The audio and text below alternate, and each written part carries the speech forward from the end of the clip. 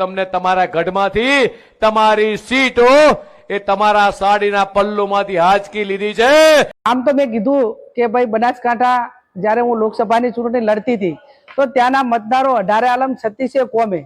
મેં ખાલી વાત કરી કે હું એક મામેરું માગું છું, દીકરી તરીકે, બેન તરીકે, બનાસની બેન તરીકે,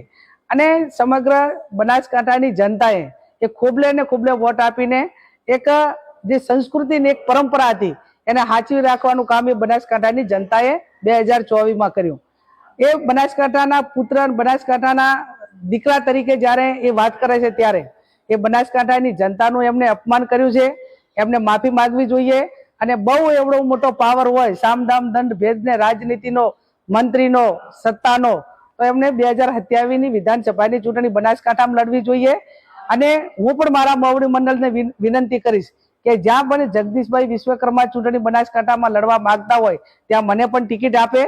અને કદાચ મોવડી મંડળ મને ટિકિટ ના આપે તો બનાસકાંઠાનો કોંગ્રેસનો કોઈ પણ કાર્યકર એ જગદીશભાઈ વિશ્વકર્મા અમે ચૂંટણી લડવા તૈયાર છે, સક્ષમ છે। અને એ ટાઈમે બનાસકાંઠામાં જે એમણે જે ઉચ્ચાર્યા છે શબ્દો, જે અપમાન કર્યું છે, અને બનાસકાંઠાનું પાણી શું છે ને એ 2027માં ચૂંટણી લડે અને ત્યાં આવે, અને પછી બનાસકાંઠાની જનતા એ એમના